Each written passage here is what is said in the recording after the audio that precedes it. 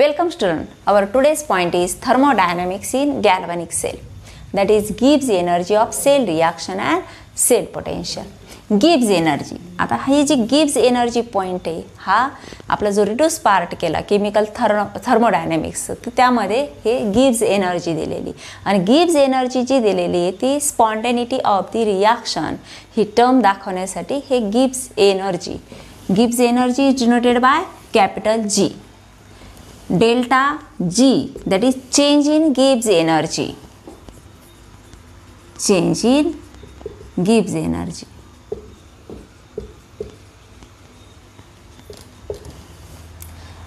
Gives energy change is negative for spontaneous reaction. याचं जे magnitude आहे ते निगेटिव्ह आलं तर रिॲक्शन कशी असणार आहे तर स्पॉन्टेनियस असणार आहे. आणि जर पॉझिटिव्ह व्हॅल्यू आली डेल्टा जी ची व्हॅल्यू पॉझिटिव्ह असेल तर रिॲक्शन नॉन स्पॉन्टेनियस असते. Non spontaneous. आणि सेल पोटेन्शियलच्या बाबतीत ईएमएफ ऑफ सेल आपण ज्यावेळेस ईएमएफ ऑफ सेल कॅल्क्युलेट करतो कुठला फॉर्म्युला वापरतो आपण E cathode minus E anode आणि स्टँडर्ड ईएमएफ स्टँडर्ड दाखवण्यासाठी आपण नॉटचा वापर करतो E not cell that is equal to E naught cathode minus E naught anode. आता ह्याच्या opposite sign EMF of cell साठी असतं. EMF ऑफ सेल पॉझिटिव्ह असेल तर रिॲक्शन सेल रिॲक्शन ही कशी असते स्पॉन्टेनियस आणि जर निगेटिव्ह असेल तर non spontaneous.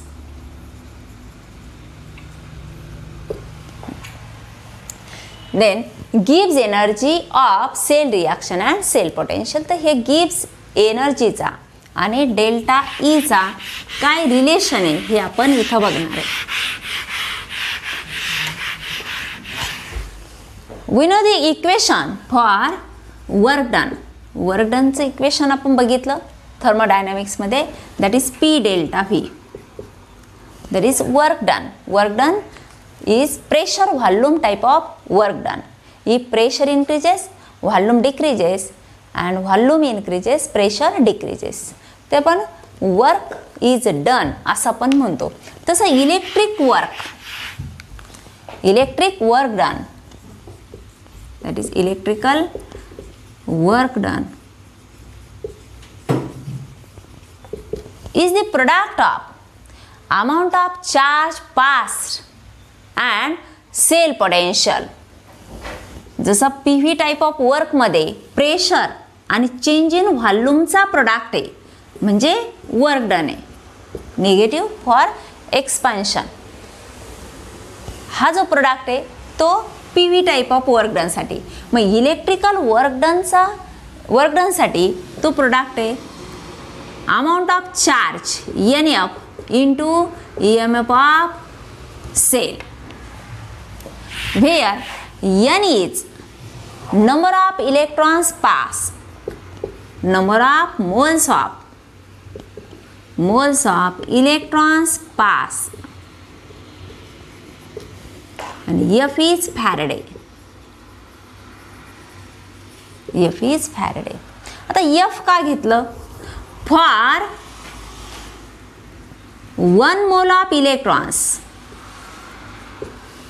that is charge on 1 mole of electrons किती असतो तर तो फॅराडे 1 फॅराडे इतका असतो. That is equal to 96,500 coulomb इतका चार्ज हा 1 मोल इलेक्ट्रॉनसाठी असेल. परंतु आता प्रत्येक वेळी 1 मोल इलेक्ट्रॉन्सच पास होतील रिॲक्शनमध्ये असं नाही. तर मग n number of moles pass झाले. n नंबर ऑफ मोल्स म्हणजे ते 1 मोल असतील 2 मोल्स असतील 3 मोल्स असतील जे काय ते रिॲक्शनसाठी लागतील तितके नंबर ऑफ मोल्स पास झाले तर 1 मोलसाठी जर 1 फॅराडे तर n नंबर ऑफ मोल्ससाठी किती येतील तर n faraday unit in coulomb. That is coulomb. म्हणून आपला फॉर्म्युला काय तयार झाला electrical work done equal to NF into E cell. But In 1878, Gibbs conclude that during electrical work done, Gibbs energy change is decreases. That is, Gibbs energy decreases during electrical work. Therefore, electrical work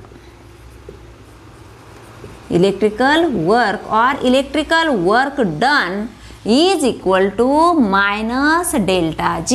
ज्यावेळेस electrical work done होतं त्यावेळेस Gibbs energy ही decrease होते. जे decrease होतं त्याला आपण negative sine दाखवतो. आता जर लेफ्ट साईड आपली इक्वल आहे तर राईट साईड सुद्धा कशी असणार, इक्वल असणार. मग आपलं फॉर्म्युला काय तयार होईल, minus delta G equal to N F E cell or delta G equal to minus N F E cell. दोन्ही बाजूला आपण निगेटिव्ह साईनने मल्टिप्लाय केलं तर आपला फॉर्म्युला काय झाला, delta G equal to minus N F E cell. For standard state, आता हे झालं given state.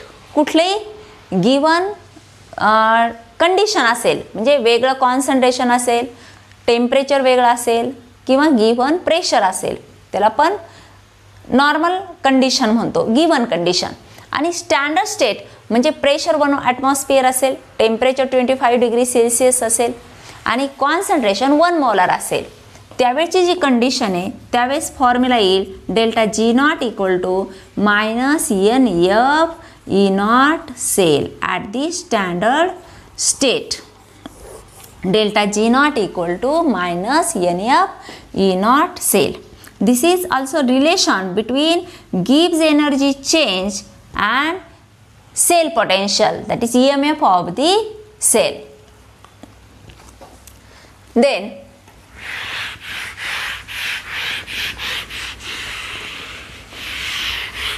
relationship between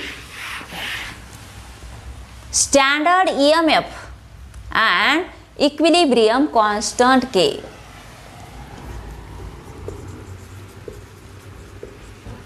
Relationship between standard EMF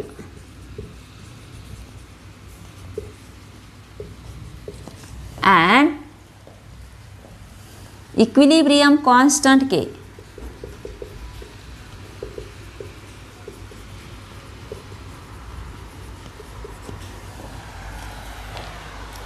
We know the relation between change in Gibbs energy and standard cell potential, that is delta G naught equal to minus NF E naught cell.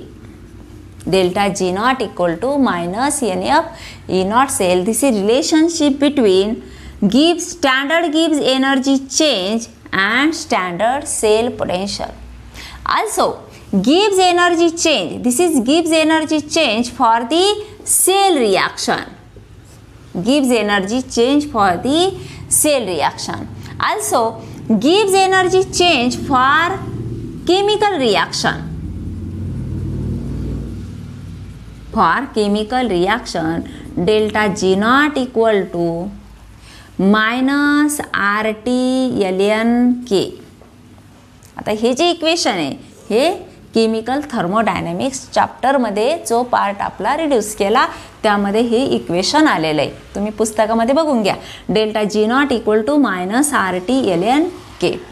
If you compare this to equation, first and second equation, then equation becomes minus NF E naught cell equal to minus RT ln K. हे negative negative काय होईल, cancel होईल आणि E naught cell equal to आता NF इकडं multiply, इकडं आल्यानंतर काय होईल, डिवाइड होईल.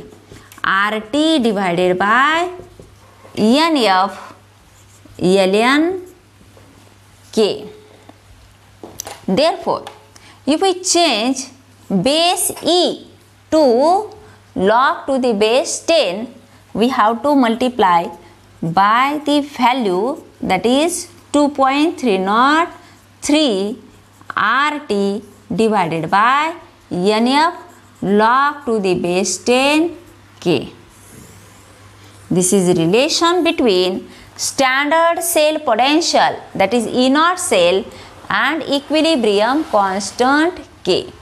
आता हा E naught cell जो आहे तो आपण E naught cathode minus E naught ॲनोडनं सुद्धा कॅल्क्युलेट करू शकतो.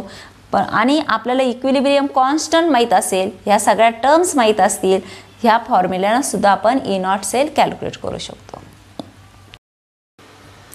We know the relationship between Gibbs energy change and standard cell potential that is delta G naught equal to minus NF E naught.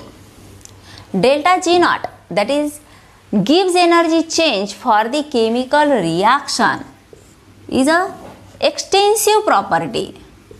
Delta G naught is extensive property.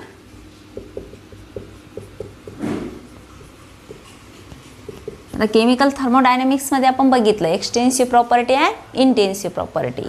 Intensive, आता मी तुम्हाला एक clue दिला आहे लक्षात ठेवण्यासाठी. Intensive independent असं लक्षात ठेवायचं, इंटेन्सिव्ह इंडिपेंडंट. आणि मग त्याच्या विरुद्ध एक्सटेन्सिव्ह म्हणजे dependent. The properties of the matter those are independent on amount known as intensive property and those depends upon amount that is extensive property. म्हणजे डेल्टा जी नॉट ही कशी आहे, अमाऊंटवर अवलंबून आहे. अमाऊंट चेंज झालं तर डेल्टा जी नॉट सुद्धा काय होणार आहे, चेंज. म्हणजे रिॲक्टंट आणि प्रोडक्ट हे number of moles of reactant, number of moles of product जर वाढले तर गिब्स एनर्जी चेंज सुद्धा काय होणार, वाढणार. आणि जर कमी झाले तर ती सुद्धा काय होणार, कमी होणार. परंतु E naught cell ही कशी आहे तर एक्सटेन्सिव्ह प्रॉपर्टी आहे. But E naught cell is intensive property. बघा दोन्हीचं रिलेशन काय आहे, delta G not equal to minus NF E naught. Delta G naught ही एक्सटेन्सिव्ह प्रॉपर्टी आहे परंतु E naught ही intensive property.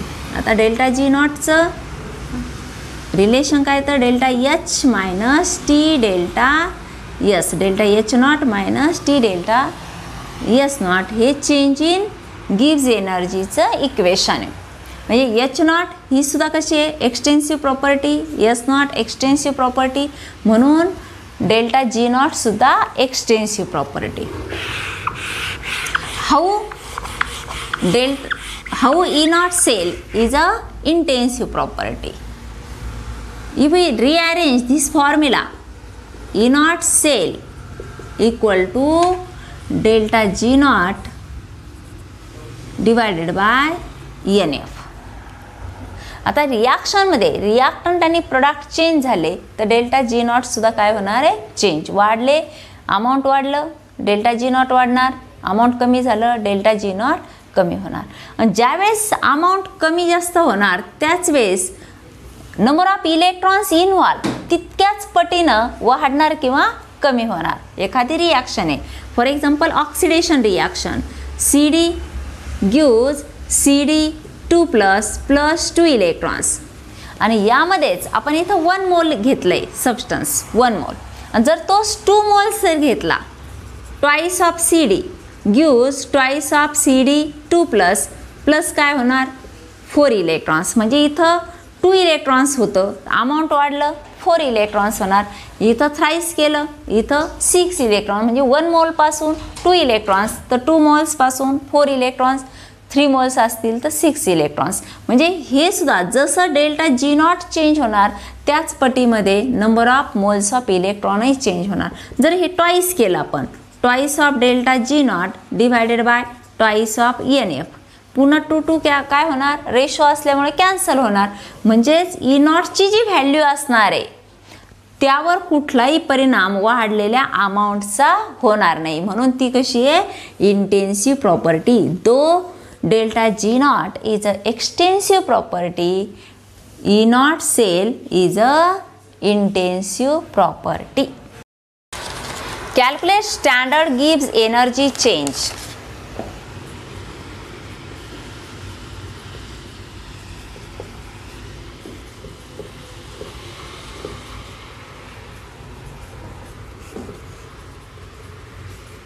Calculate standard Gibbs energy change and equilibrium constant.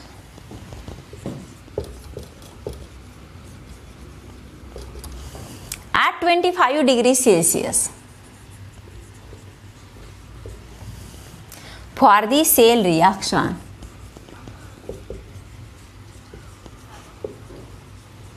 For the cell reaction आणि cell reaction दिलेली आहे CD solid plus SN2 plus aqueous gives CD2 plus aqueous, CD2 plus aqueous plus SN solid, and also given EMF of the cathode and anode, that is E naught CD equal to minus 0.403 volt and E naught SN equal to minus 0.136 volt. Write formula of the cell.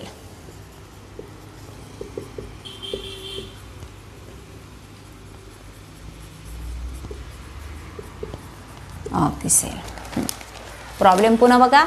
Calculate standard Gibbs energy change and equilibrium constant at 25 degrees Celsius for the cell reaction. आता ही sale reaction दिली आहे, त्यासाठी standard Gibbs energy change म्हणजे delta जी calculate करायचा आहे आणि equilibrium constant म्हणजे आपल्याला के ची व्हॅल्यू सुद्धा काढायची आणि write the formula of the cell म्हणजे सेलचं रिप्रेझेंटेशन लिहायचे.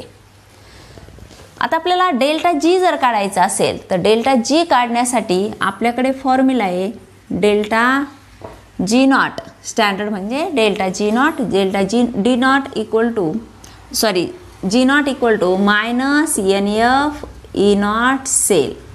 हा फॉर्म्युला यूज करून आपण डेल्टा जी नॉट कॅल्क्युलेट करणार आणि त्यानंतर के ची व्हॅल्यू काढण्यासाठी आपण आत्ताच बघितलं formula E naught cell equal to 2.303 RT divided by NF log to the base 10 K आणि यावरून आपल्याला ही K ची व्हॅल्यू कॅल्क्युलेट करायची. आता आपल्याला डेल्टा जी नॉट काढायचा असेल तर आपल्याला E नॉट अगोदर काढून घ्यावं लागेल आणि E नॉट काढण्यासाठी आपल्याकडे फॉर्म्युला आहे E naught cell equal to E naught cathode minus E naught anode. आता कॅथोड आणि ॲनोड आपण कसं ओळखतो? Always cathode having greater magnitude than the anode. EMF सिरीजमध्ये ज्याची व्हॅल्यू जास्त असते नंबर लाईनवर ती ही निगेटिव्ह छोटी संख्या म्हणजे ही कशी असते मोठी असते आणि जिथं मोठी संख्या असते निगेटिव्हमध्ये ती छोटी असते. मग ही काय E not SN is since E not SN is greater than E naught CD. Therefore, E naught SN is a cathode and E naught CD is a anode. आता कॅथोड किती आहे? Minus 0.136 volt minus 0.403 volt minus 0.136 volt plus 0.403 volt. काय येईल? आन्सरला positive sine येईल म्हणजेच reaction sale reaction कशी असणार? Spontaneous असणार. 403 मायनस 136 7 6 आणि 2 म्हणजे किती आलं? 0.267 व्होल्ट. हे झालं E not sale.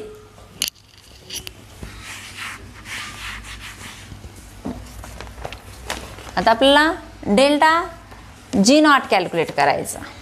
This is first.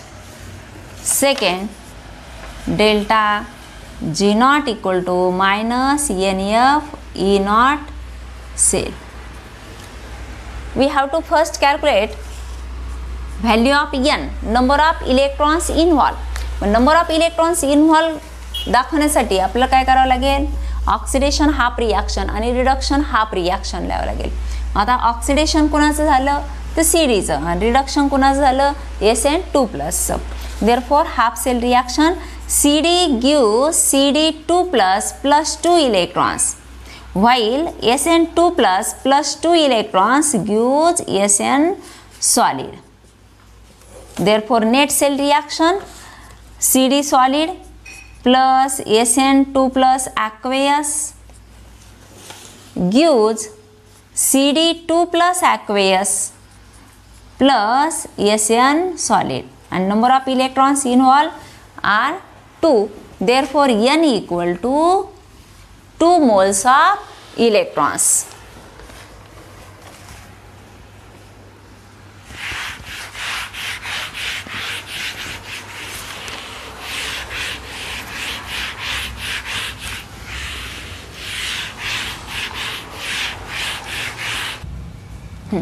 आपला फॉर्म्युला काय आला, delta G not equal to minus N F E not.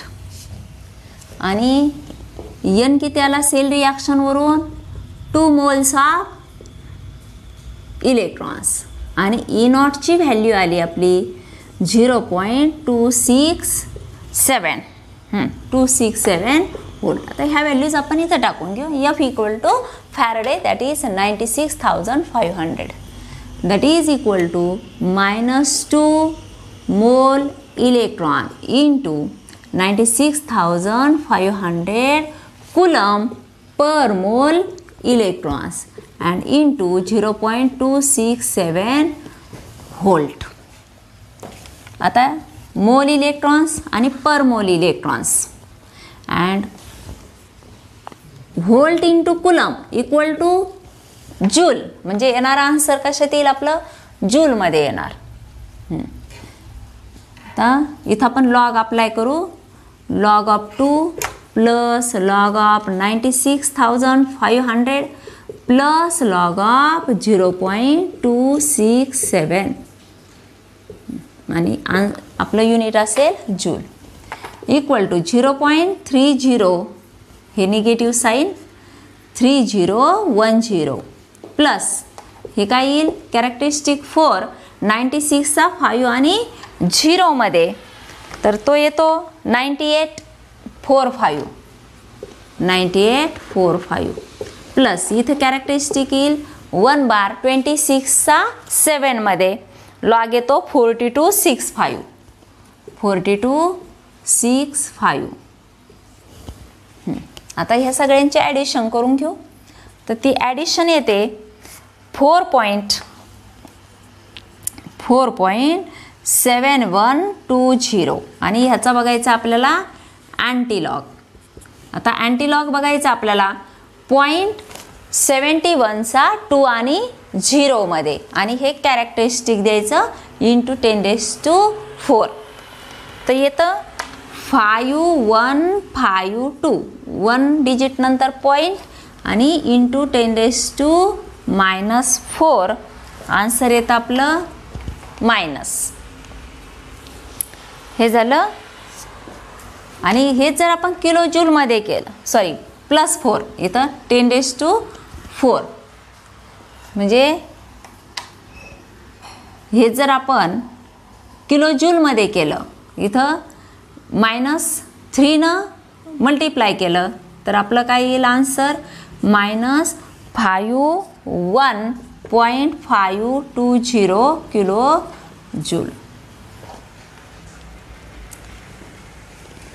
आता डेल्टा जी नॉट आपल्याला आणखी काय काढायचं, के ची व्हॅल्यू काढायची. Value of K we know the relation between E naught cell and equilibrium constant K, that is equal to 2.303 RT divided by NF log to the base 10 K. And if R is 8.314 joule per Kelvin per mole and T is 25 degrees Celsius, that is 298 Kelvin, and Faraday is 96,500 coulomb, then the standard value is 0.0592 divided by N log to the base 10 K. एवढ्याचं multiplication केलं तर ते किती येतं 0.0592. आता N किती आपला 2A, therefore 0.0592 divided by 2 आणि E sale किती आहे 0.267 व्होल्ट, हे सुद्धा काय volt into log to the base 10 K. आता ह्यानं याला डिवाइड केलं किंवा इकडे डायरेक्ट आपण मल्टिप्लाय केलं तर काय होईल 0.267 into 2 and divided by 0.0592 volt.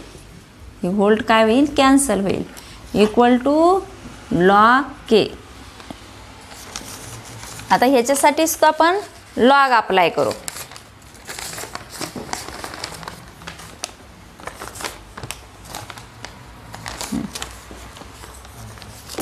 Equal to 0.534 divided by 0.0592 equal to log K. आता इथं हे लॉगच्या साह्यानं हा रेशो करून घेऊ. log of K equal to log of 0.534 minus log of 0.0592. इथं 1 बार कॅरेक्टरिस्टिक 53चा 4 मध्ये 53चा 4 मध्ये येतो 7275 मायनस इथं 2 बार येईल 59चा 2 मध्ये 7723. आता ही सबस्ट्रॅक्शन इथं राहील 2, इथं राहतील 5, इथं राहतील 5 आणि 17तून 8 गेले हे 9, इथं 1 आला -2 + 1 म्हणजे -1 -1 इंटू मायनस दॅट इज +1 आणि +1 -1 दॅट इज 0 म्हणून हे 0 येतं. पुन्हा लक्षात घ्या हे -1 आहे -2 आहे -2 आणि हा जो हातचा आला हा काय प्लस याचा आन्सर येईल -1 -1 इंटू मायनस +1 मग हे +1 आणि हे -1 किती येईल 0.9552 आणि याचा अँटी घ्यायचा. ह्याचा अँटी येईल म्हणजे 0.95चा 5 आणि 2 मध्ये जर आपण बघितला तर तो येतो 9020 आणि 1 डिजिट नंतर आपण कॅरेक्टरिस्टिक दिलं तर 9.020. आता हे जे आन्सर आलं हे कशाचं आलं लॉग ऑफ केचं आलं. आपल्याला काय हवं फक्त के. मग हा जर के काढायचा असेल तर दोन्ही बाजूला काय करावं लागेल आपल्याला अँटी लॉग म्हणजे ह्याचाही अँटी घ्यावा लागेल. मग anti log into log that is K.